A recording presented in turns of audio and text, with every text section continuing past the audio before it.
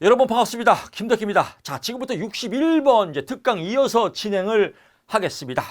특강에 앞서 먼저 잔소리 조금 하고 시작을 하겠습니다. 항상 말씀드리지만요. 실기가 필기보다 더 쉬워요. 필기는 외울 게 많아요. 실기는 외울 게 별로 없어요. 나올 게 뻔합니다. 어떤 분들은 교수님이 우리를 위로하려고 이렇게 얘기하는 거야. 이렇게 합리화시키는다고 생각하는데 천만의 말씀 만만의 꽃가게예요. 사실입니다. 팩트예요. 실기가 더 쉽다. 10문제 6점짜리 10문제만 맞히면 합격이다. 너무 쉽잖아요. 근데 왜 합격률이 실기 합격률이 20%도 안 돼요? 실질적으로 20%가 안 돼요. 합격률이. 이거는 이유가 하나예요. 너무 많이 공부해서 그래요. 너무 많이. 오랫동안 너무 많이 공부해서. 즉 너무 오랫동안 많이 쓸데없는 거를 전부 다 외우려고 하니까 똥인지 된장인지 모르는 거예요. 이게 내 것이 안 되는 내 것이. 내 것이 없어요. 10문제만 딱 찍어서 10문제만 나옵니다 라고 해서 이거 외우라면 여러분들 100% 합격입니다. 근데 불안하거든요. 10문제만 외우면 합격한다. 불안하거든요. 미래에 대한 얘기 불안해요. 여러분들 10문제만 나오면 합격한다고 생각하면 좋겠지만 10문제만 맞추기 위해서 기본적으로 100문제 정도만 풀면 이 안에서 10문제는 나옵니다. 그래서 이런 내용들을 지금 엮어서 특강을 진행을 하고 또 합격 선물에 제가 매일매일 합격 선물을 올려드립니다. 눈치가 빠른 사람들은 촉이 빠른 사람들은요 공부 잘 안 해요. 오케이 특강에서 찍어준 거 합격성을 나오는 거 요거 추려서 공부하면 합격이겠네 이렇게 딱 잡으면 벌써 합격이 딱 레이더에 걸려요. 뭘 다 보려고 그래요. 근데 공부를 잘 못하는 사람들 옛날 사람들은 그냥 옛날 공부 방식들 교재 책을 그렇게 좋아해. 책을 드립다 외우고 책 보고 정리하고 책을 보면 잘 안 돼요. 왜냐면요. 책에는 시험에 안 나오는 기본적인 이론들 또 시험에 안 나오는 잘 빈도수가 약한 쓸데없는 문제들도 다 수록됐거든요. 결국은 바이러스가 심어 들어갈 수밖에 없어요. 교재는. 그 바이러스가 있는 책을 왜 다 보려고 그래요. 책 보세요. 이거 보면 이것도 나올 것 같고 이거 보면 이것도 나올 것 같고 맨날 불안해요. 그러니까 이거 외우고 이거 외우면 이거 까먹고 이거 외우면 이거 까먹고 맨날 그 짓 하는 거 아니겠습니까? 그냥 교수님이 뭐 찍어준 건 100문제 100여 문제 그냥 딱 풀면 합격이겠구나. 나는 요것만 공부해야지 나머지 포기해야지 100점 맞는 시험도 아닌데 그래 6점짜리 10개 맞으면 합격이야. 이러면 쉬워요. 이러면 필기가 엄청 쉽습니다. 100% 합격이 될 겁니다. 여러분 그걸 믿으셔야 됩니다. 그래서 반두라가 주장한 자기 효능감 이거 뭐예요? 자기 효능감은 자기 자신을 믿는 마음이에요. 나는 이미 합격이다. 100문제 교수님이 찍어준 거에서 다 나올 거야. 충분히 합격할 거야. 이런 믿음을 갖고 공부하시면요. 공부 즐겁습니다. 불안하지 않습니다. 이런 자기 효능감이 있는 사람은 판두라, 없는 사람은 관둬라 이렇게 되는 겁니다. 그래서 자기 효능감, 자기 자신을 믿고 여기서 이렇게 공부하면 임단모 카페 교수님 지시대로 공부하면 100% 합격이다. 이렇게 합격을 미리 축하하고 믿고 기쁘게 공부하십시오. 2차는 암기 요령이에요. 암기 요령들을 제가 강의에서 말씀을 드리는 거예요. 이걸 다 외우라고 하면 뭐하러 강의 들어요. 그냥 책 보고 다 외우면 되지. 책을 안 보려고 교재를 안 보려고 동영상 강의를 듣는 거예요. 근데 동영상은 자꾸 뒤를 밀어놓고 교재만 자꾸 교재 타령만 해요. 교재는 사실 안 봐야 돼요. 교재는 그냥 베개 삼아서 그냥 목 운동하세요. 동영상 3번 그냥 목 베개 삼아서 하고 좀 확대해서 해석하면 베개 삼아서 딱 그냥 팔짱 끼고 동영상 3번 그냥 소파에 누워서 들으세요. 3번 들으면 감이 와요. 저렇게 쓰고 저런 문제가 나오고 오케이 합격할 것 같다. 3번 감이 옵니다. 한번 들어보세요. 감이 와요. 가을도 아닌데 감이 팍팍 옵니다. 그 다음에 그 다음에 3번 들은 다음에 오케이 이제 내 용어대로 조금 정리하겠다. 그 정리할 때 한 번 보면 돼요. 교재는. 내 용어로 왼손으로 비비건 오른손으로 비비건 내가 그냥 타당도 있게 글짓기 하자. 이렇게 비빌 때 한번 책 보면 됩니다. 그래서 교재는 스키다시다. 교재는 스키다시 있어도 그만 없어도 그만이다. 동영상 강의가 엑기스다. 그래서 여러분 엑기스를 중심으로 꼭 공부하시기 바랍니다. 그러면 실기 공부 아주 쉽습니다. 딴 뭐냐면요. 이제 보통 실기가 18문제에서 20문제가 나옵니다. 그러면 눈에 보이는 내가 공부했던 눈에 보이는 뻔한 문제들이 10개에서 15개가 나와요. 5문제는 그냥 어려운 문제가 출제됩니다. 이건 포기하면 돼요. 10개, 15문제만 잘 실수 안 하면 합격입니다. 이 5개는 근데 빈칸을 놔두면 안 돼요. 빈칸을 놔두면 답안지가 뭔가 허접해 보여요. 그래서 빈칸을 많이 놔두기 때문에 합격률이 저조한 겁니다. 빈칸을 절대로 놔두면 안 됩니다. 20문제가 나오면 20문제 모두 쓰세요. 근데 이건 모르거든요. 그럼 모르면 그냥 타당도 있게 아무 말이나 아무 말짓기 그냥 아무 말짓기 하세요. 그냥 타당도 있게 뭐 어쩌고 저쩌고 나오면 뭐 비스무리하게 그냥 소설 쓰세요. 그냥. 그래서 빈칸을 놔두면 안 된다. 이게 합격의 포인트입니다. 빈칸을 많이 놔두기 때문에 여러분 보세요. 여러분 채점자라면 1번, 2번, 3번인데 하나만 맞춰도 합격해요. 근데 얘를 빈칸 놔두면 왠지 채점자가 별로 기분이 안 좋아져요. 이걸 채점자의 오류라고 합니다. 그래서 채점자 간의 오류의 3가지. 후광 효과. 왠지 칸이 다 채워져 있으면 모양이 좋아 보이기 때문에 점수를 주고 싶다. 그 다음에 관용의 오류. 뭔가 글씨가 깨끗하게 쓰고 잘 뭔가 채워지면 관용을 더 주고 싶다. 합격을 해주고 싶다. 또 중앙 집중화의 오류. 뭔가 꽉 채워지면 불합격은 안 시키겠다. 이런 3가지를 이용하는 겁니다. 그래서 관용의 오류, 후광 효과, 중앙 집중화의 오류. 이게 채점자 간 신뢰도의 오류입니다. 그래서 실기시험은 주관적 판단이기 때문에 글씨를 크게 이쁘게 쓰고 키워드가 들어가고 전체에 빈칸 없이 꽉 채우고 이러면 무조건 합격입니다. 이 합격을 믿으십시오. 여기가 포인트입니다. 그래서 여러분 이런 내용들 또 계속 강의 중에 진행을 할 겁니다. 61번 가보실게요. 소크라테스식. 소크라테스 나왔네요. 테스형 세상이 왜 이래? 또 이런 노래가 생각이 나네요. 소크라테스. 소크라테스 대화의 특징. 뭔가 또 뭐 철학적인 메시지 같죠. 근데 이걸 우리가 이제 변증법적 이론이라고 합니다. 변증법적. 여러분 필기에서 나왔지 않습니까? 필기에서 내담자 중심 상담, 칼 로저스의 내담자 중심 상담에서의 변증법적 요소. 이건 뭐냐면 간단해요. 대화법이에요. 대화법. 상담자와 내담자가 대화할 때 대화법. 어떻게 대화한다? 내담자 중심이니까 친절하게 공감해주고 경청해주고 무조건 수용해주고 존중해주고 이런 대화법으로 이루어진다. 이게 변증법적 이론입니다. 여기서 소크라테스식 대화니까 내담자 중심 이론이 빠졌죠. 그럼 소크라테스식에서 키워드는 딱 하나예요. 키워드는 뭐냐?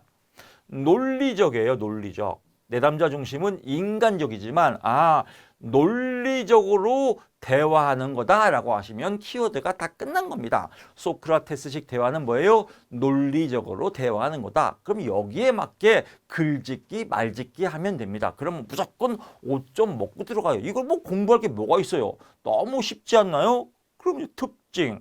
특징은 뭐예요? 2가지 특징의 3가지 제시하는 3가지. 소크라테스식 대화법은 내담절 사고에 대한 외연적으로 드러내봅니다. 외연적. 보인다 이거예요. 그래서 드러나 보인다까지만 써도 됩니다.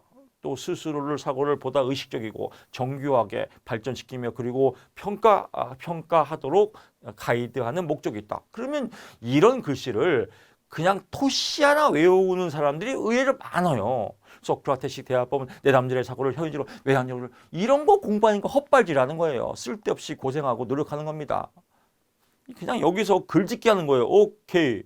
정교하게 나는 이걸로 글짓기 할 거야. 그러면 소크라테스식 대화법은 내담자들의 사고를 정교하게 드러나 보이게 하는 의미를 뭐 하는데 목적이 있다. 이렇게 쓰면 되겠죠. 나는 정교가 싫어.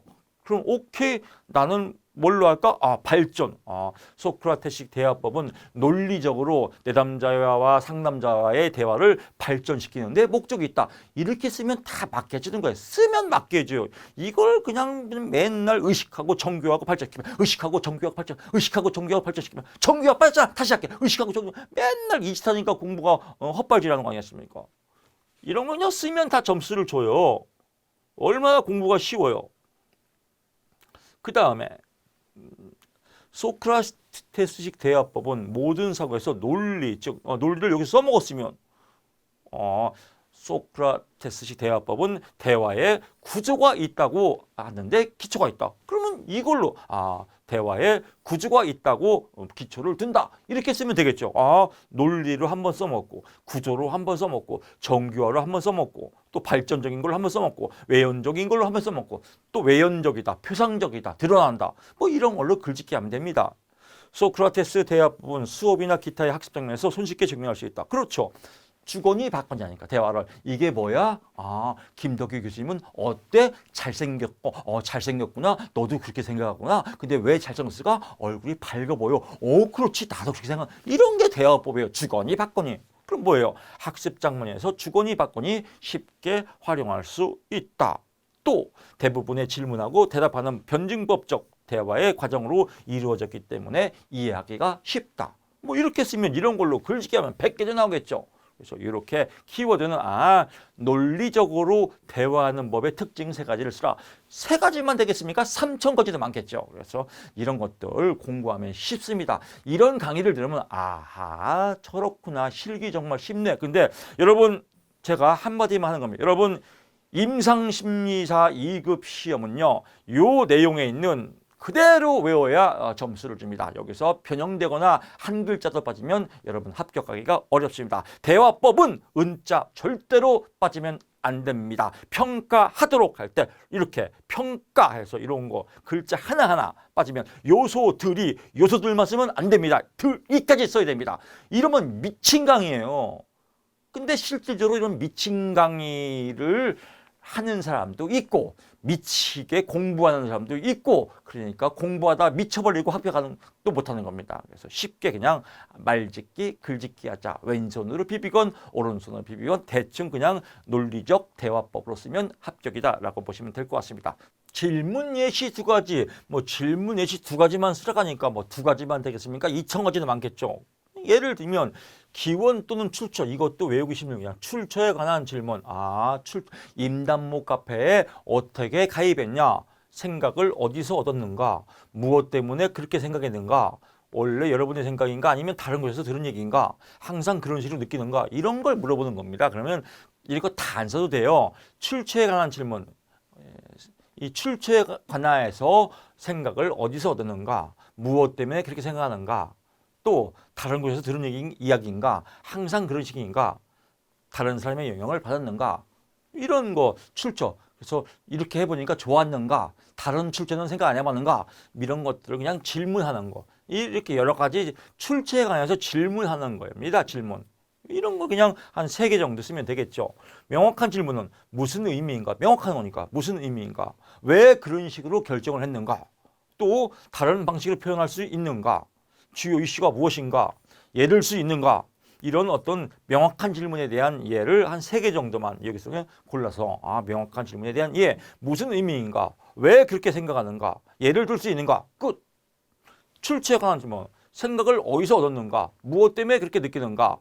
항상 그런 식으로 느끼는가? 오케이. 이렇게 쓰면 점수 먹고 들어가지 않습니까? 그래서 너무 어렵게 생각하지 마십시오. 62번 갑니다.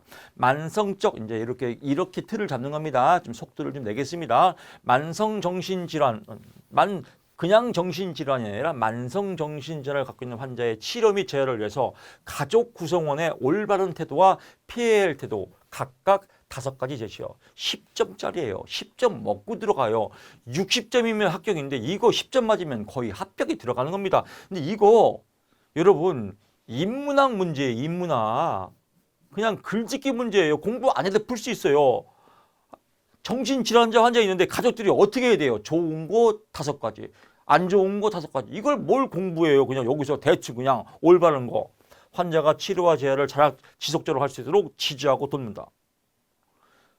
여기서 2개 나오겠네요. 환자가 치료와 재활을 지속적으로 잘할 수 있도록 지지한다. 2번째, 환자가 치료와 재활을 잘할 수 있도록 도와준다. 뭐 그렇게 써도 되겠죠. 환자가 재발을 방지하기 위해서 약을 잘 먹을 수 있도록 격려한다. 도와준다. 또 환자가 병원이나 지역사회 내에서 보다 나은 서비스를 받을 수 있도록 뭐 도와준다. 차분하고 인내하는 집안 분위기를 유지한다. 화목한 명랑한 분위기를 유지한다. 안정적이고 편안한 분위기를 유지한다. 환자가 신경이 예민하지 않고 스트레스 받지 않도록 항상 기쁨을 유지한다.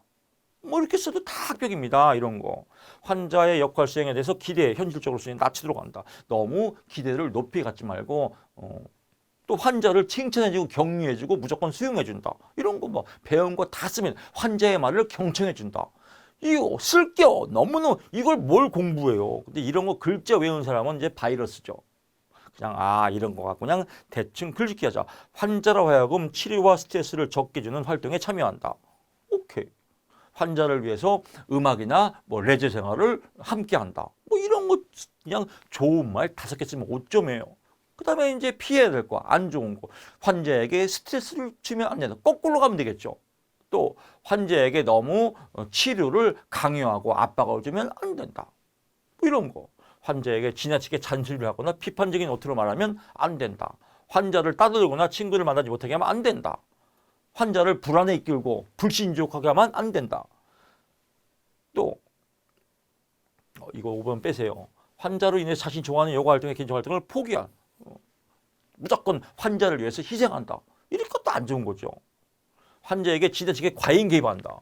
환자의 모든 것을 희생한 채 환자를 헌신을 돌본다. 여기도 2개 나오겠네요. 1번, 2번. 이런 거 안 좋은 거 5개 쓰면요. 여러분 이 문제 10점짜리예요.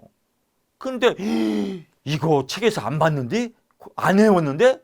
100지 내면 불합격이에요. 그러면 채점자가 공부를 안 해도 쓸 수 있는 이런 문제도 못 쓰는 사람을 무슨 상담사라고 뽑겠습니까? 이런 거는 인문학 상식 문제인데 이런 상식 하나도 못 쓰는 사람한테 무슨 상담을 하겠습니다. 이런 거 못 쓰는 사람 불합격이에요. 이건 공부 안 해도 누구나 풀 수 있는 문제입니다. 공부 너무 많이 하지 마세요. 웩실러 지능검사, 성인용 웩실러 지능검사의 언어성 소검사와 중 기본 지식 측면 5가지. 기본 지식은 상식이에요.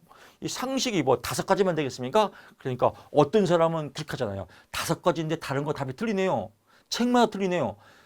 5가지 다 똑같지 않아요. 그냥 일반적인 상식 얘기예요. 그러면 일상의 사실적 지식의 범위, 상식이죠. 과거의 학습 및 학교 교육, 기본적인 지식이죠. 지적 호기심 또는 지식 추구 추구 충동. 그럼 이것도 나눠돼요. 지적 호기심, 지식 추구 충동, 일상생활에서 기민성, 또 일상생활에 대한 관심. 이것도 일상생활의 기민성, 일상생활에 대한 관심. 또 장기 기억. 이런 것들이 잘 이루어지냐, 이런 기본적인 지식 상식을 물어보는 거다라고 보시면 됩니다. 이게 특출나게 뭐가 딱 있는 것처럼 그냥 글자를 다 외울 필요가 없다는 거예요. 수학 공식처럼 그냥 이런 내용 갖고 글짓기 하면 무조건 5점 맞는구나라고 하시면 아주 쉽습니다. 64번 초기 면담 시 행동 관찰의 표현을 이것도 마찬가지죠. 5가지만 되겠습니까? 초기 면담할 때 행동 관찰해요. 딱 봤는데 저 사람 행동이 저 사람 얼굴이 찡그리는가 웃는가, 옷은 잘 입었나 안 입었나, 머리는 감았나 안 감았나, 이런 거죠. 시간은 잘 지켰나. 5가지. 이것도 서비스 문제죠. 그래서 내담자가 정시에 도착하였는가, 외모, 인상, 위생 상태는 잘 이루어지는가, 면담 태도, 말과 표현은 잘하는가, 시각, 청력, 이런 것들. 이런 것들을 그냥 글짓기 하면 그냥 5개 쓰면 모두 답이에요. 그냥 타당도 있게. 65번 갑니다. 내담자가 상담을 끝낼 준비, 종결 준비가 되어 있다. 이런 문제를 왜 합격률이 20% 밑으로 내려가냐. 이건 진짜 아이러니한 문제입니다. 아이러니한 문제입니다. 이렇게 쉬운 문제를 왜 합격률이 20%가 안 될까? 이건 가르치는 사람이 잘못 가르쳤거나 외우는 사람이 엄한 거 외웠거나 답안지 작성을 잘못했구나 이런 겁니다. 아주 쉬워요. 무조건 합격입니다, 여러분. 벌써 이런 문제가 많이 나온다니까요. 이 시험 분석을 해보면 20문제가 나오면 12문제는 12문제 중에서 이런 문제, 상식적인 문제는 무조건 30% 나와요. 30%. 그럼 30점은 공부 안 해도 먹고 들어간 거예요. 또 특강에다가 합격 선물 공부하면 기본적으로 40점은 맞겠죠. 그럼 합격이지 않습니까? 나머지 30점은 그냥 소설 쓰자. 벌써 합격이네요. 할 것도 없습니다. 이것도 종결 준비예요. 종결. 이제 마무리 단계죠. 그럼 호소 문제가 내담자의 호소 문제가 사라지는 거. 호소 문제라고 안 써. 내담자의 문제점이 사라지는 경우. 이렇게 써도 되겠고요. 구체적인 진전이 있는 경우. 내담자의 상담이 구체적으로 진전이 되면 이제 종결이 아니라 종결 준비를 하겠구나. 목표가 달성되는. 다 그 말이 그 말이에요. 그래서 이렇게 쓰면 된다. 인문학자라고. 그래서 임상심리학 2급은요. 사실 공부할 게 별로 없어요. 인문학적 상식 문제가 너무 많이 나와요. 그래서 인문학적 상식 문제만 공부해도 합격선에 들어가는 겁니다. 너무 부담 갖지 마십시오. 66번. 한 달도 길어요. 마음 먹고 20일 공부하면 충분히 100% 넉넉하게 합격할 수 있습니다. 촉이 빠른 사람은 딱 일주일 공부하면 돼요. 딱 마음 먹고. 일주일 빡세게 공부하면 합격입니다. 너무 여러분들 불안해하지 마시고 너무 많이 공부하지 마시고 쓸데없는 거 공부하지 마시고 버려야 됩니다. 비워야 됩니다. 그래야 엑기스를 치를 수가 있죠. 그냥 이것도 나올 것 같고 저것도 나올 것 같고 맨날 외운 다음에 그 다음날 잠만 자면 까먹고 이렇게 되면 인지적 명확성이 오류가 생겨요. 인지적 명확성의 오류. 대가리가 명확한 게 삑사리가 난다 이겁니다. 알 것만 딱 엑기스만 딱 공부하면 됩니다. 웩실러 지능 검사에서 위스크죠. 아동용입니다. 아동용 웩실러 지능 검사의 제목 알고요. 웨이스가 아니라 성인용이 아니라 아동용입니다. 언어성 소검사와 동작성 소검사를 3개씩 쓰고 3개만 쓰면 됩니다. 해당 소검사에 무엇을 청하냐. 이건 6점이에요. 그러니까 여기서 쭉 나와요. 이 언어성 소검사가 있고요.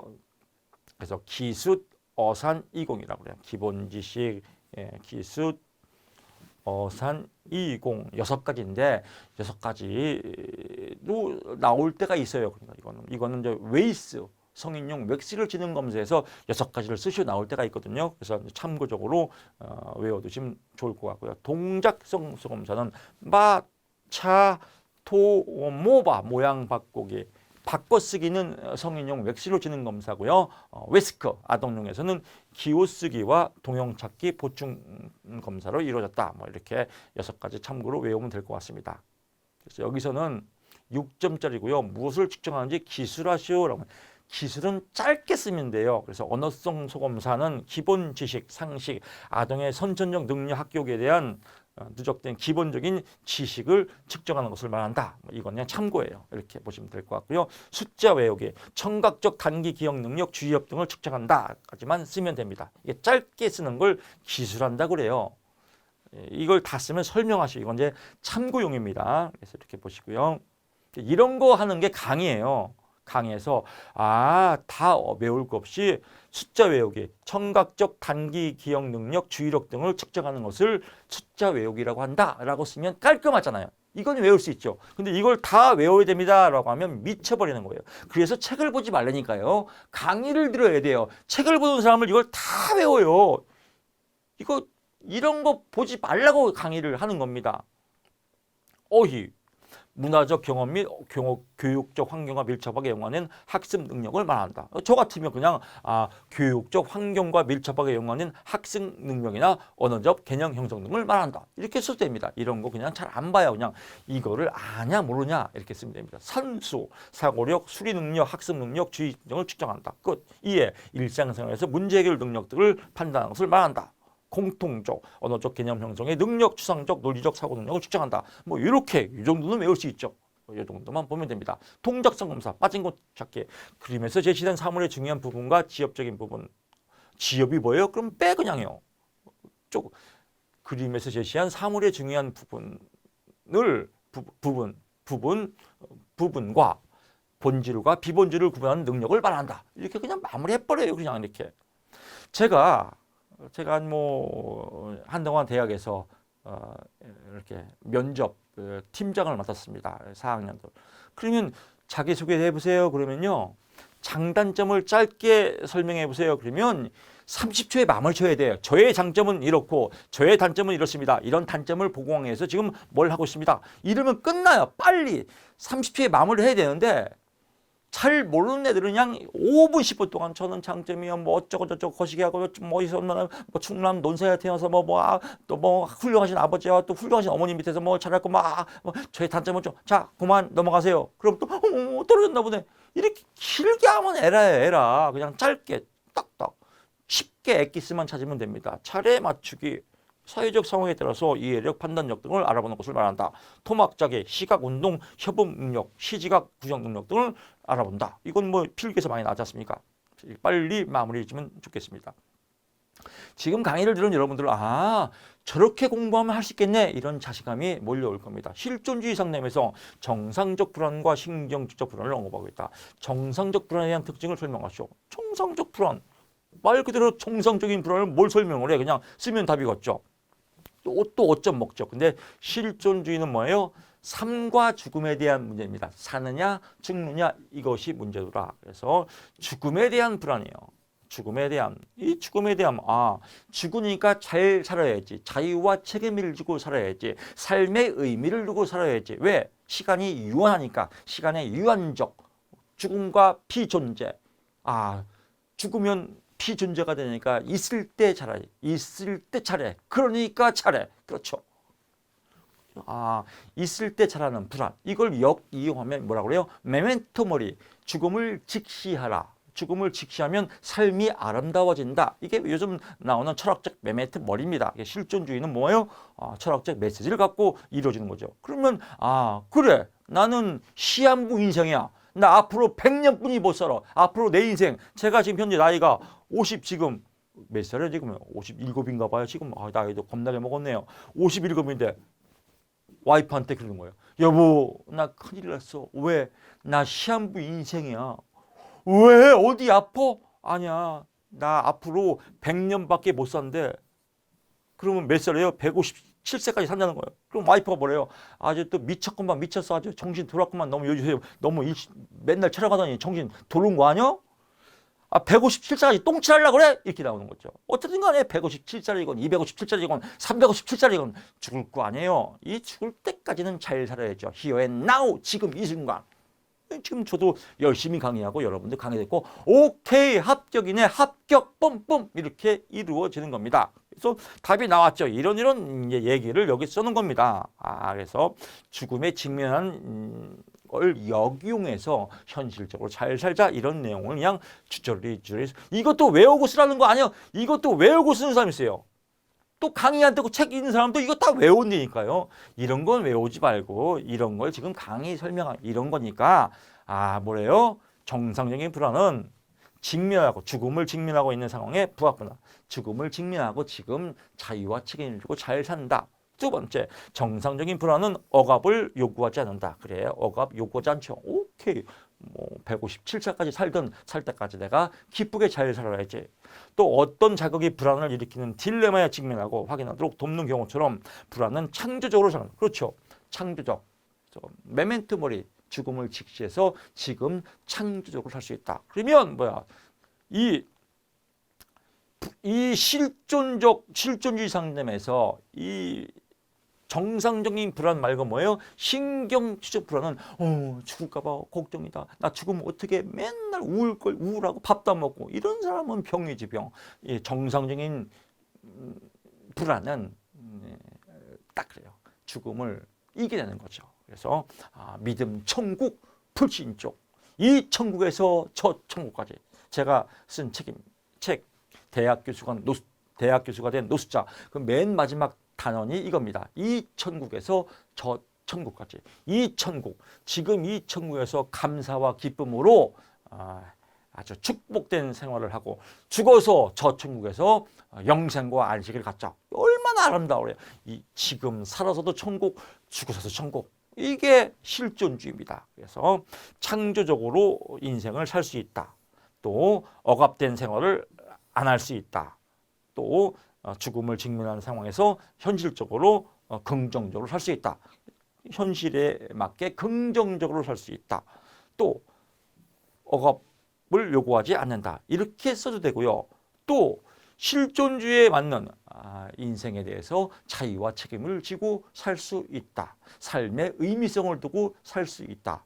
삶의 진실성을 갖고 살 수 있다. 이게 실존주의의 주요 개념 아니겠습니까? 이걸로 쓰면 되겠습니다. 68번 갑니다. 얄롬, 얄롬, 얄롬, 시벨롬 또 나왔네요. 얄롬, 시벨롬은 또 말씀드렸죠. 프랑스어로 잘생긴 사람을 시벨롬이라고 한다. 얄롬 참 이름이 얄밉지만 얄롬, 얄롬, 시벨롬 하면 아주 또 이렇게 또 은율이 좋습니다. 여기서 집단 상담 시 집단 치료의 요인 6가지예요.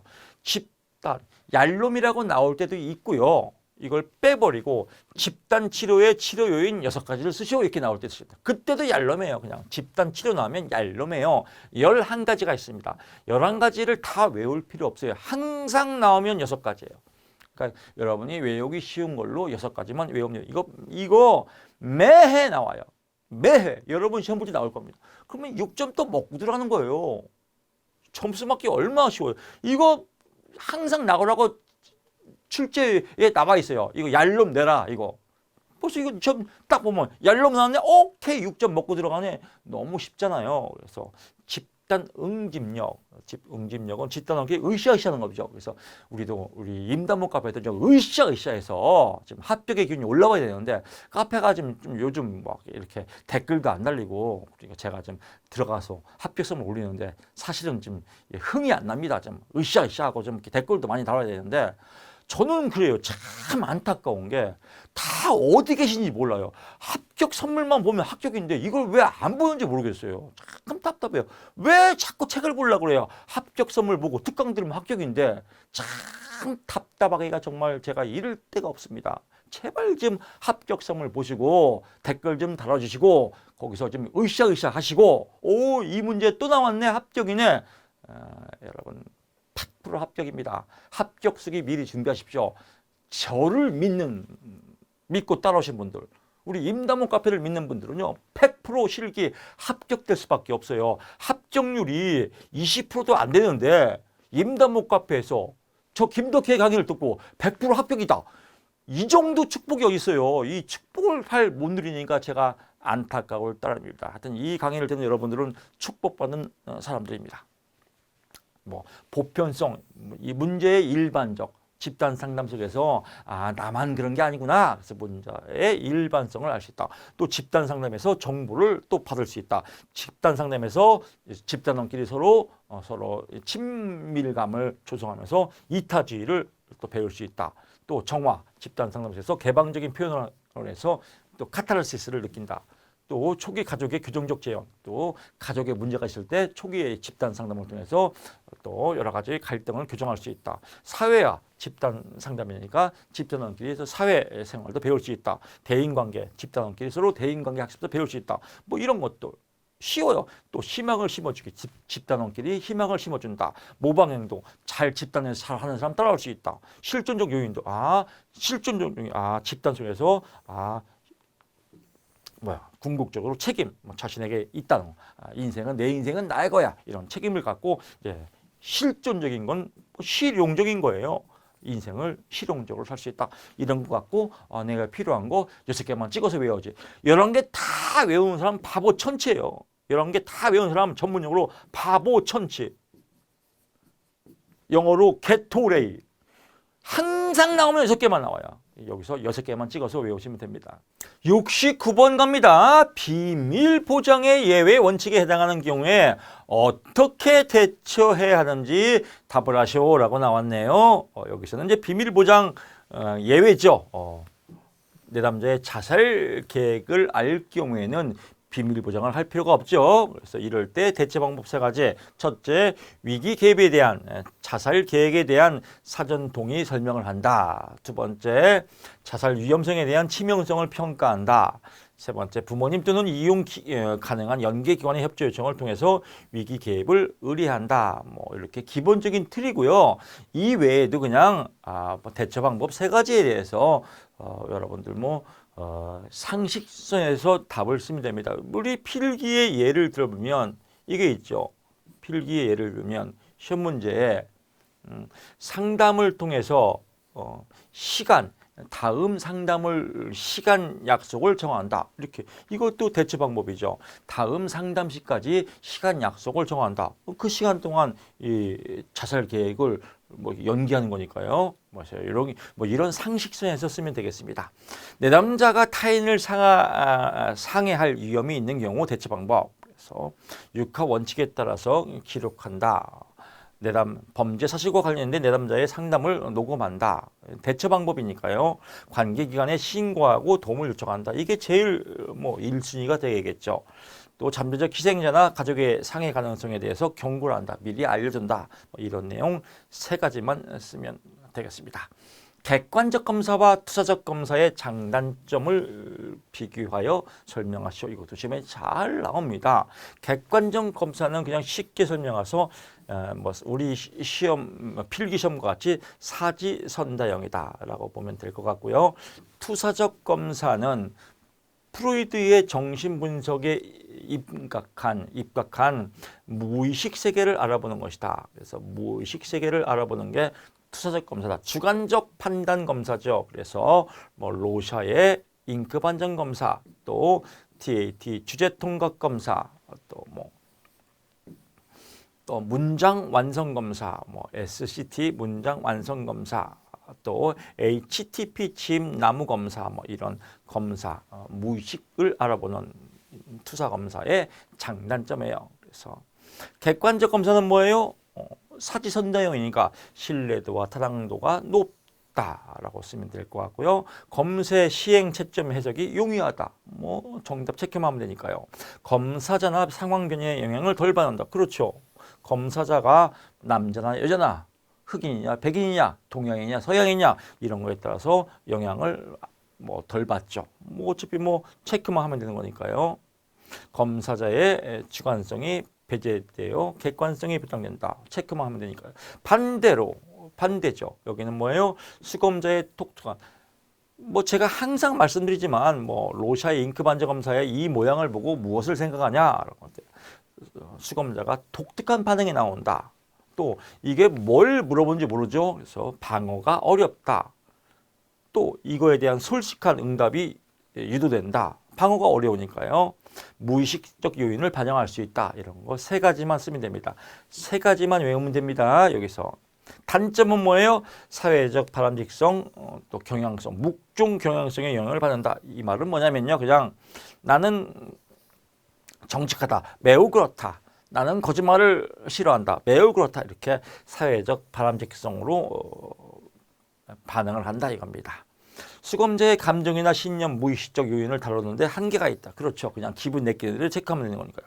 문항 내용 및 응답의 범위가 제한되어 있다. 그렇죠. 문항이 정해져 있으니까 이런 단점이 있고요. 여기선 무의식 세계를 알아보니까 신뢰도와 타당도가 검증하기가 어렵다. 또 검사의 채점 해석에 있어서 높은 전문성이 요구된다. 주관적 판단이 요구되기 때문에 또 검사자 상황 변화에 영향을 받아 객관성이 괴리된다. 그렇죠. 검사자가 누구냐에 따라서 상황이 어떠냐에 따라서 대답이 달라질 수 있다. 이런 것들로 3가지씩만 여러분들이 체크하면 될 것 같습니다. 71번 갑니다. MMPI의 10가지 임상척들을 설명하시오. 10점짜리네요. 이건 제가 예상 문제로 출제를 한 겁니다.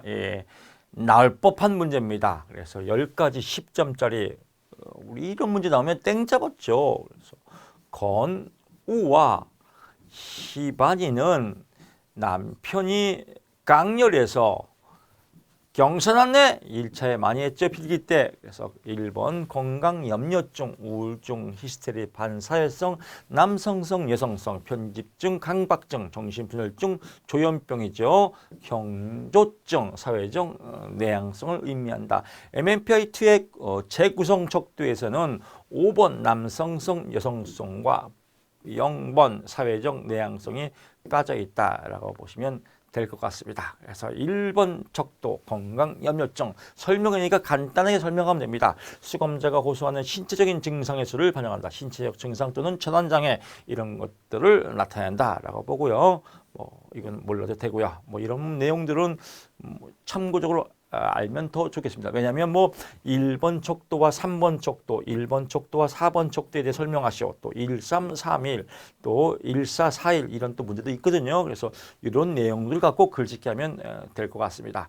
척도 2 우울증입니다. 그래서 우울한 기분이다. 척도 3 히스테리. 그래서 갈등, 어려움이나 현실적 어려움이나 갈등을 회피한다라고 보면 될 것 같습니다. 방어 기제로 뭐 부정과 억압을 쓴다라고 보고요. 척도사 반사회성 그래서 뭐 반사회적 반항이죠. 반항을 갖고 글짓기 하면 되겠고요. 척도 5번 MF로 표시하죠. 남성성, 여성성. 그래서 뭐 대인관계 상황에서 수줍음이 많고 직업에 대한 흥미를 측정하고 심리적이고 종교적 취향, 뭐 능동적 이런 걸로 글짓기 하면 될 것 같고요. 척도 6 PA죠. 편집증이다. 그래서 대인관계에서 민감성, 의심, 편집, 집착. 그래서 피의식 이런 걸로 글짓기 하면 될 것 같고요. 척도 7 PT죠. 강박증. 강박증은 뭐예요? 걱정을 많이 하고 만성적 불안과 연계되어 있다. 그래서 높은 점수는 긴장되고 불안하며 생각에 집착하는 집착이 강박이니까요. 척도 8은 정신분열증, 조현병이다. 정신적 혼란과 불안정한 상태를 의미한다. 그래서 뭐 쭉 보면 현실적으로 이상한 생각을 품고 있는 사람들을 말한다. 이상한 생각을 품고 있는 병이다라고 보시면 될 것 같습니다. 이상한 생각들 뭐 환청, 환각, 뭐 정서적 둔마 뭐 이런 것들이다라고 보시면 될 것 같습니다. 척도 9 경조증이다. 심리적, 정신적 에너지가 수준이 반영한다. 그래서 외향적이고 충동적 성향이 나온다. 그래서 힘이 넘쳐나고 낙관적 상태를 의미한다라고 보면 될 것 같고 척도 0 사회적 내향성이다. 혼자 있는 것을 좋아하고 뭐 내향성을 반영한다. 이런 걸로 글짓기 하면 될 것 같습니다. 여기서는 뭐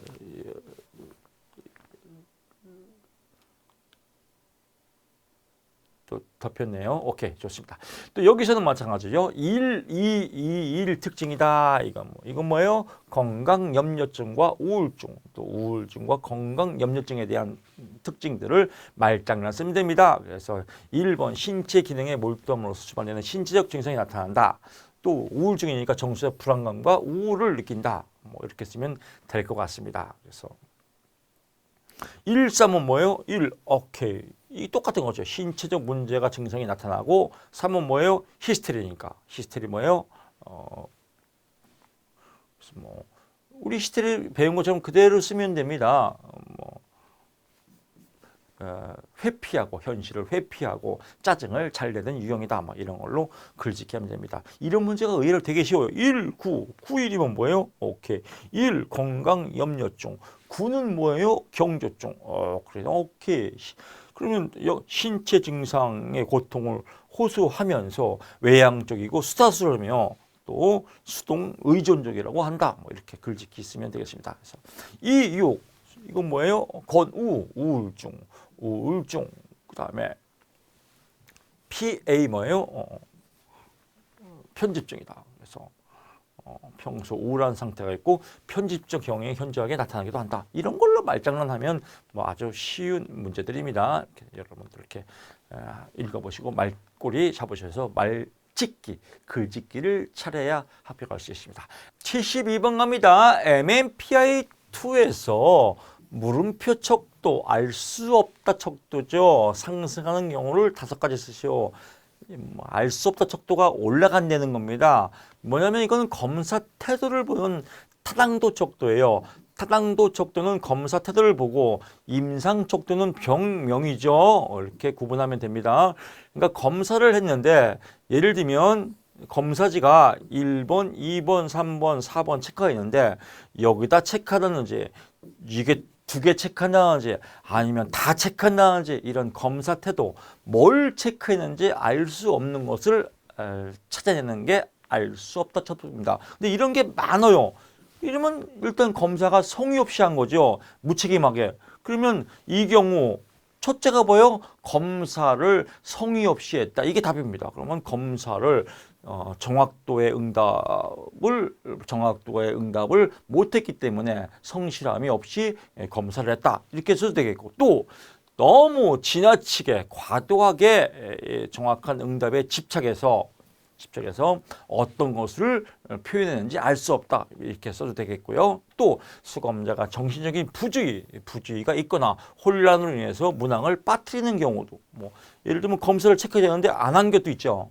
응답을 안 한 것도. 그래서 뭐 문항을 빠뜨리는 경우도 있겠고, 또 수검자가 너무 방어적인 태도로 해서 문항을 체크 안 하는 경우도 있겠고, 또 검사제에서 불신하는 경우에도 체크를 안 하는 경우도 있겠고, 또 비협조적이거나 반항하는 경우도 있겠고, 또 극도의 우울이나 불안 때문에 염려 때문에 체크를 안 하는 경우도 있겠고, 뭐 이런 내용들을 쓰면 아주 쉽게 여러분들 글짓기 할 수 있을 겁니다. 그래서 시험 공부는 글짓기예요. 기본적인 문제를 이해해서 글짓기 하면 된다. 근데 가장 안타까운 사람들이 글자를 외우려니까 안타깝죠. 그래서 73번 갑니다. MMPI 검사 결과 L척도 세련되지 못하게 거짓말하는 거, K척도 정밀하게 거짓말하는 거, 이게 30이하예요. 즉 거짓말을 많이 한단 말이에요. 거짓말을. 왜? 본인을 잘 보이게 하기 위해서. 근데 F척도 비전형척도, 허구척도죠. 이건 또 70 이상이에요. 그리고 거짓말을 하는데 또 비전형적이에요. 이건 뭐예요? 전형적인 사각형이죠. 그래서 필기에도 많이 나오죠. 사각형의 특징, 신체적, 정서적 곤란을 인정하나. 이 거짓말하니까 자신의 문제를 해결할 능력이 결여되어 있다. 비전형적이죠. 또 문제 해결을 위한 도움을 얻고자 의도적으로 증상을 과장하게 정신적 장애가 있는 것처럼 위장한다. 그래서 거짓말하면서 비전형, 해결을 할 능력도 없으면서 과도하게 위장한다. 이렇게 보시면 될 것 같습니다. 74번 갑니다. MMPI 검사 결과 척도 1, 건강 염려증이 상승한 경우 남자의 성향이나 상태 세 가지. 이것도 서비스죠. 서비스 문제예요. 건강 염려증이 심하다. 이런 사람들 특징 많죠. 그래서 자신에게 어떤 신체적 병이 있다고 생각하거나 그 같은 병을 이용해서 다른 사람을 관심받고 싶은다. 관종. 또 모호한 신체적 증상에 과도하게 집착해서 자기중심적, 자기도취적 불평 요구사항이 많다. 심리적, 신체적 치료에 대한 예우가 좋지 않으며 이러한 해결책에 대해서도 거부적이고 치료를 중단하는 경향이 있다. 그래서 본인만 나 지금 죽을 병에 걸렸어. 아주 이렇게 이런 사람 진짜 많아요. 감기 걸려도 감기 걸렸어? 감기 걸리시는데 감기야? 이 감기가 이 폐로 가서 폐가 또 뇌로 가서 난 곧 죽을 거야. 건강 염려증, 게트로의 증상이죠. 75번 갑니다. 다음 보기의 사례를 읽고 물음에 답하시오. 그래서 어쩌고 저쩌고 군 입대를 앞두고 있는 병사가 뭘 진단을 받았는데 쭉 나옵니까? L척도, KF척도는 F척도. 이건 아까 74번하고 맥락을 같이 해요. 비전형 척도가 110이에요. 너무 높아요. 보통 80 이상인데 여기는 110이에요. 이거는 완전히 가짜란 말이에요. 가짜예요. 판단할 수 없는 가짜예요. K척도 아포. 그러니까 똑같은 거죠. 얘도 삿갓형이죠. 근데 삿갓형인데 뭐예요? 완전 김삿갓도 아니고 완전 삿갓이에요. 그냥 꾀병은 있는데 비전형 너무 높이 이상하게 표현했어요. 예를 들면 나는 몸이 아프다. 엄청 아프다.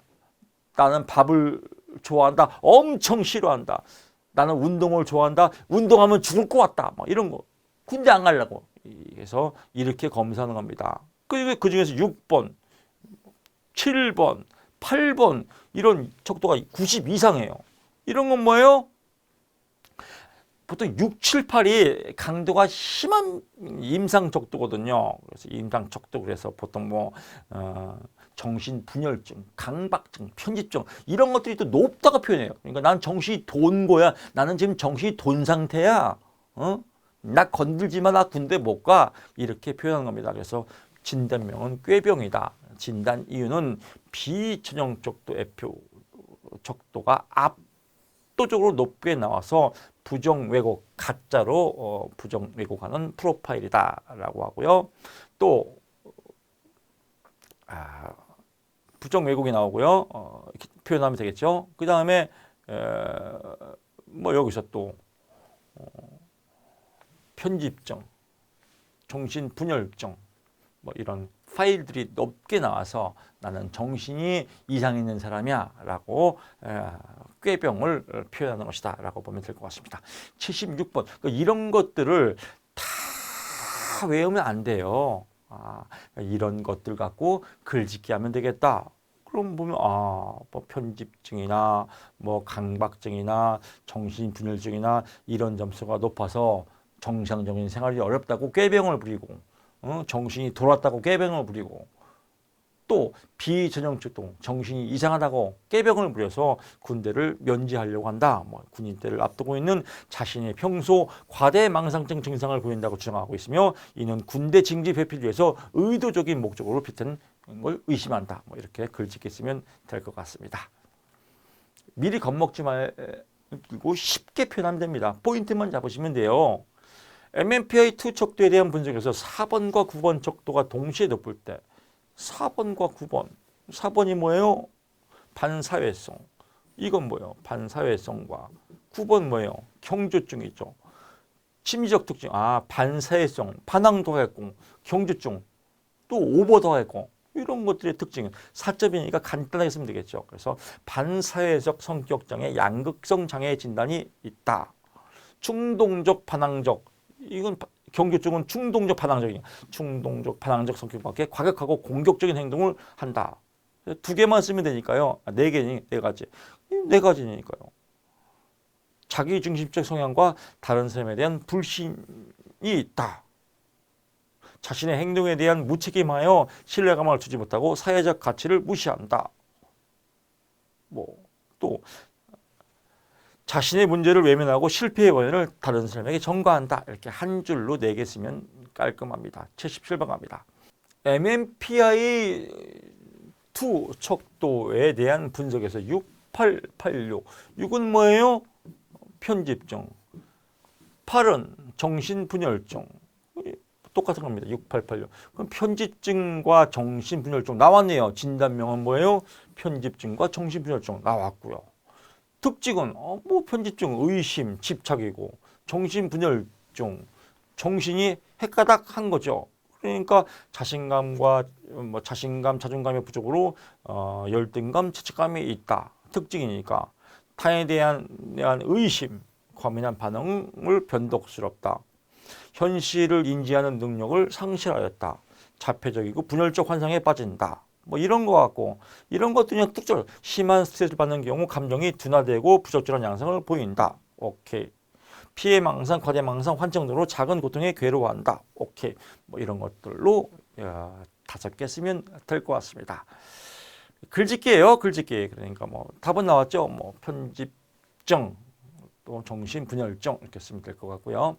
DSM-5의 4가지의 축의 특징 이것도 옛날에 한번 나왔던 기출입니다. 그래서 축 임상에서는 중요시 여깁니다. 그래서 공무원 시험에도 자주 출제돼요. 축완 이건 쓸 거 없습니다. 축완. 그래서 축완은 뭐예요? 임상 진단을 의미한다. 그래서 개인이 나타내고 있는 임산적 증상을 위주로 임상 진단을 한다라고 보시면 될 것 같습니다. 참고적으로 보시고요. 축2는 뭐냐면요. 그러니까 DSM-5는 국제 표준화 이렇게 즉 임상 척도를 국제적으로 표준화시킨 게 DSM-5입니다. 그래서 아라비아 숫자로. 근데 이전에 로마 표기로 들어가서 만든 것들이 이제 DSM-5 이전에 나왔던 특징들이죠. 그래서 이것도 중요하게 많이 다릅니다. 축2에서는 뭐예요? 오랜 기간 동안 지속된 성격적 특성, 이 성격적 특성을 알아보는 게 축2다. 축3는 비정상적인 신체장애나 신체적 활동, 일반적 의학적 상태, 신체 증상이나 일반적인 의학적 상태를 축3라고 한다라고 보고요. 축4에서는 심리사회적 문제나 환경적 문제에 대한 스트레스 요인을 진단하는 것을 축4라고 한다. 축5는 적응 능력이죠. 사회적, 직업적, 심리적 기능에 대한 적응적 기능 수준을 진단한다. 그래서 이렇게 쓰면 깔끔하게 4점을 맞습니다. 밑에 것들은 참고하는 겁니다. 밑에 것 다 외우는 사람들 개투레입니다. 그냥 참고사항이에요. 그래서 책 보지 말라는 거예요. 책을 보게 되면 다 외우고 싶어요. 뭐가 중요한지 몰라요. 강의를 들으면 이런 건 참고사항이니까 그냥 한번 읽어보시고요. 얘를 읽으면 됩니다. 그러면 얼마나 편해요. 이렇게 강의할 때 다 알려주는데 이걸 안 듣는 분들은 책을 그냥 외우는 거예요. 그건 공부 진짜 답답하게 하는 사람들입니다. 강의를 들어야 됩니다. DSM-5의 개정 배경 세 가지를 쓰시오. 그래서 이건 국제 표준화된 개정이죠. 그래서 첫째, 정신장애에 대한 최신 연구 결과를 반영했다. 최신 결과이고 새롭게 쓰니까 나머지 볼 거 없죠. 그냥 읽어보라고 쓴 겁니다. 범주적 진한 체계의 한계, 범주적 체계의 한계를 깨서 수정하였다라고 보고요. 사용자 접근 및 임상적 유용성을 고려하였다. 사용자를 접근하기 편하게끔 또 임상적으로 유용성을 고려하였다. 그러면 사용자 접근 및 임상적 유용성을 고려하였다. 또 범주적 체계의 한계성을 극복하였다. 또 최신 연구를 반영하였다. 이렇게 세 가지만 쓰면 되겠죠. DSM-5의 정신장애 분류 범주 7가지를 쓰시오라고. 이것도 예상문입니다. 그래서 분류 범주 이런 걸 공부 안 하면 손도 못 대요. 분류 범주 신경 발달 장애가 있구나. 이 제목만 외우면 됩니다. 두 번째, 정신 분열 스펙트럼 및 기타 정신적 장애가 있구나. 양극성 및 관련 장애가 있구나. 우울 장애가 있구나. 이게 영어 외우는 사람 게트레이입니다. 불안장애가 있구나. 이런 장애에 대한 내용들 7가지만 그냥 보험용으로 외우시면 될 것 같습니다. 이 중에서 뭐 이렇게 보시면 되고요. 이 중에서 뭐 7가지만 여러분들이 외우시면 아주 좋을 것 같아요. 그 다음에 이제 성격장애, 이건 필기에도 많이 나왔죠. 그래서 성격장애, A군 성격장애를 쓰시오, B군 성격장애를 쓰시오, C군 성격장애를 쓰시오 이렇게 나올 수 있습니다. 그래서 A군 성격장애 3개, 6점 매기기 좋죠. 그래서 편집성 성격장애, 분열성 성격장애, 분열형 조현병이다. 그래서 정신분열형, 정신분열성, 편집성 A군이다. B군은 반사회성, 연극성 히스테리, 경계성, 성격장애 이 3개만 외우면 될 것 같고요. 또 강의해, 강박성, 의존성, 회피해. 그래서 이것도 나올 가능성이 큽니다.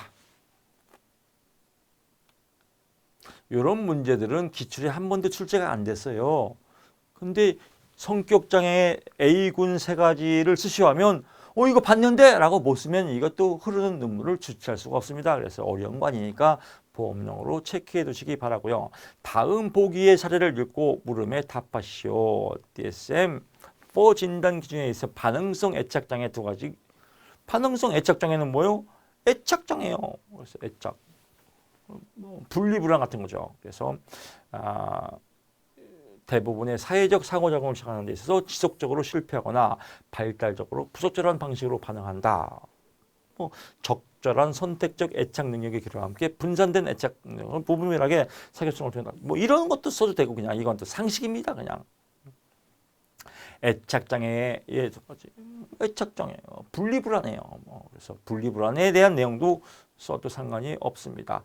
양육의 병리성 여부를 판단하는 기준 3가지를 기술하세요. 양육성 병리, 그래서 안락함, 자극, 애정에 대한 아동의 기본적인 정서적 욕구의 지속적인 방치, 아동의 기본적인 신체적 욕구의 지속적인 방치, 욕구, 양육자의 반복적인 병행으로 인한 안정적인 애착 형성의 방해, 이런 것들이 양육의 병리성 여부를 판단한다. 뭐 어려운 내용이 아닐 겁니다.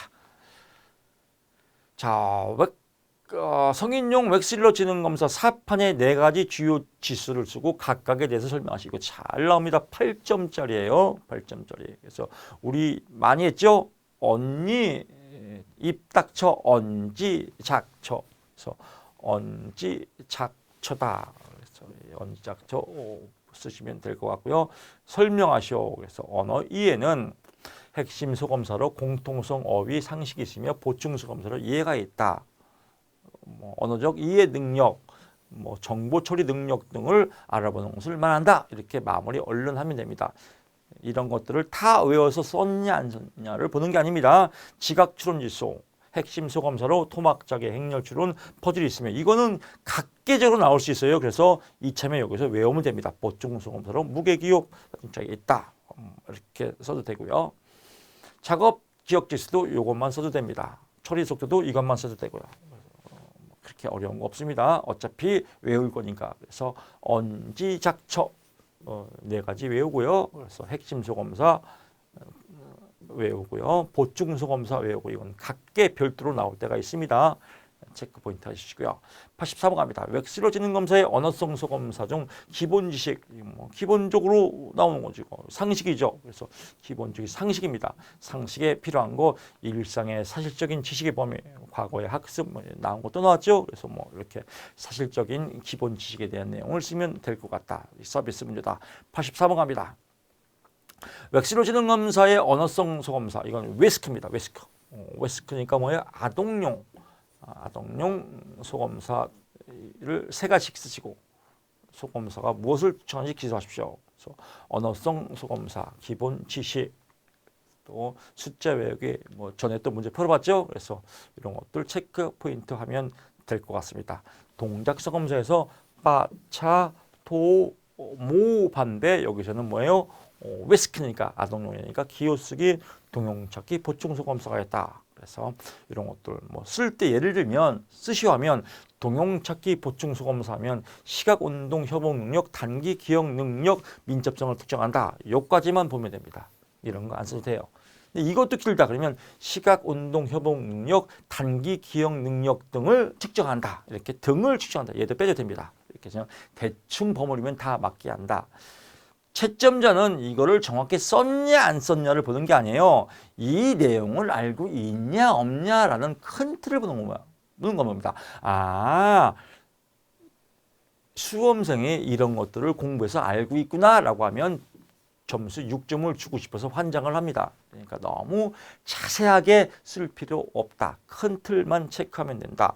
토막자기, 시각, 운동, 협응 능력, 시지각 구성 능력 등을 알아보는 검사를 말한다. 이렇게 마무리해도 아름다운 답안이 될 것 같습니다. HTP, 트리, 나무, 사람 검사에 대해서 평가할 수 있는 측면 세 가지. 그래서 자화상, 현재의 자아 상태를 알 수 있다. 이상적인 자아, 이상적으로 바라보는 자기상을 알 수 있다. 중요한 타인에게 영향을 미치는 중요한 인물들을 알 수 있다. 간단하죠? 이 세 가지 외우시면 될 것 같고요. 86번 갑니다. 다음 보기의 사례를 읽고 물음에 답하시오. 올해 30세인 A씨는 지난 1년 동안 주위 사람을 비해서 누군가에게 자신을 감시하고 있고 자신이 평소 하는 말을 언론을 통해 보도되고 있다고 하면 몹시 불안해하고 있다. 또 혼자 중얼거리고 종종 문을 걷는데 이거 딱 보면 조현병이죠. 그래서 유의사에서 조현병의 증상을 나타내고 보이고 있다. 조현병의 양성 증상과 음성 증상의 의미를 설명하고 이거 1차에도 많이 했죠. 그래서 양성, 의미, 망상, 환각, 한청, 와해된 언어, 행동 등의 정상적인 기능의 과잉 혹은 왜곡 반응을 반영한다라고 쓰면 될 것 같습니다. 또 이렇게 나올 수도 있죠. 조현병의 양성 증상 세 가지를 쓰세요. 그러면 망상, 환각, 환청 이렇게 써도 되겠죠. 사례 이렇게 읽어보면 될 것 같고요. 음성은 뭐예요? 정서적 분마, 무논리증, 무언어증, 언어가 빈곤합니다. 무욕증, 또 대인관계 무관심 이런 것들은 음성에 해당된다라고 보고요. 사례, 문을 걸어 잠근 채 다른 사람들과 만남을 거부하고 대인관계에 무관심, 사회기술이 결핍하다 이렇게 쓰시면 될 것 같습니다. 또 이렇게 나올 수도 있죠. 조현병의 양성 증상 세 가지와 음성 증상 세 가지를 쓰시오. 이거 세 가지 쓰면 아주 땡 잡았죠. 87번 갑니다. 아동 로샤 검사에서 기호화하는 항목, 아동입니다. 아동 로샤 검사에서 기호화하는 항목 6가지만 쓰시오. 다 쓸 거 없습니다. 로샤 검사의 기호화. 그래서 반응 영역, 반응 위치라고도 하죠. 또 발달질, 결정인, 형태질, 반응 내용, 또 평범 반응, 쌍반응, 조직화 반응, 특수점수. 평범 내용, 일반적으로 흔히 나타내는 반응은 어떤 것인가 이렇게 보는 겁니다. 그래서 여기서 보게 되면 또 반응 영역, 수검자의 주된 반응이 어느 영역에 일어나는 반응이 그래서 결정인 반응을 어떤 식으로 결정하냐 이런 것들의 특징에 대해서 6가지만 체크하면 됩니다. 항상 이런 거 나오면 6가지만 나옵니다. 체크 포인트 해두시고요. 88번 갑니다. 카두신이 1985년 제시한 슈퍼비전의 기능, 슈퍼비전의 기능 3가지를 쓰라거나 6점짜리예요. 이것도 어려운데요. 천만의 말씀 만만의 꽃가게예요. 또 어떤 분들은 교수님이 쉽게 소설을 쓰라고 하는데 저는 막 이런 거 나오면 막 머리가 아파요. 이런 거 나오면 그러면 대충 써요. 그냥 큰 틀 갖고 우리 배웠잖아요. 이렇게 뭐 1번, 6번, 1번 MAPI 보면 뭐 건강염려증, 건강 염려하는 거다. 우울증, 우울한 거다. 히스테리 증상이다. 이런 거 갖고 그냥 말꼬리를 왜 못 써요? 대충 써도 부분 점수는 줍니다. 그러면 어려운 건 부분 점수 맞고 이런 것들은 제가 왜 문제를 뽑았냐면요. 이런 문제가 나면 똑같이 나와요. 글자 하나도 안 바뀌어요. 6점짜리예요. 그냥 외우기 쉽잖아요. 슈퍼비전, 교육기능, 지지기능, 관리기능 끝. 행정도 필요 없어요. 그냥 교지관, 교육기능, 지지기능, 관리기능 이런 거 외울 수 있잖아요. 이거 외우면 6점 맞잖아요. 얼마나 쉬워요. 이거 읽을 필요도 없어요. 근데 이런 걸 꼭 읽는다니까 이걸 왜 읽어요 도대체. 이거 책 보지 말라니까요. 그냥 슈퍼비전 나오면 그냥 교육, 지지, 관리 기능이다. 똑같이 나온다니까 6점 끝. 카드 시인지 뭐 테드 시인지 몰라도 된다. 영어 몰라도 된다. 얘가 누구예요? 이걸 뭘 알라고 해요. 카드 시인지 뭐 카프리칸지 아프리칸지 뭘 알라고 그래요. 그냥 이런 놈이 있구나. 근데 얘 나오면 똑같이 그냥 교육, 지지, 관리구나. 끝. 교수님 혹시 순서 바꿔 나오면 어떻게 해요? 안 바꿔 나와요. 나오면 똑같이 나오고 안 나오면 안 나와요. 그냥 교육, 지지, 관리 끝 이렇게 외우시면 공부 쉬워. 이런 식으로 보면 할 것도 없습니다. 사실 진짜로. 심사관이야 내담자가 침묵. 이것도 제가 왜 넣냐면요. 상식이요. 침묵 지키는 이유가 뭐 세 가지만 되겠습니까? 3,000가지는 없죠. 침묵. 관계 형성을 두려움을 느껴서. 뭐 적대감을 가져서 저항을 하려고 생각을 정리하려고 상담받기 싫어서 상담사가 재수 없어서 상담사가 입냄새가 나서 못생겨서 다 외워. 이런 걸 뭘 외워 그냥. 침묵을 지키는 이유 뭔가 안 좋은 생각을 정리하려고 상담사가 무슨 말 하는지 이해를 못해서 뭐 이런 그냥 대충 적으면 6점이에요. 이런 걸 뭘 공부해요. 얼마나 쉬워요. 심리검사의 올바른 해석을 위해서 해석지침도 뭐 4가지만 되겠어요? 4,000가지 넘었죠. 해석을 잘해야겠죠.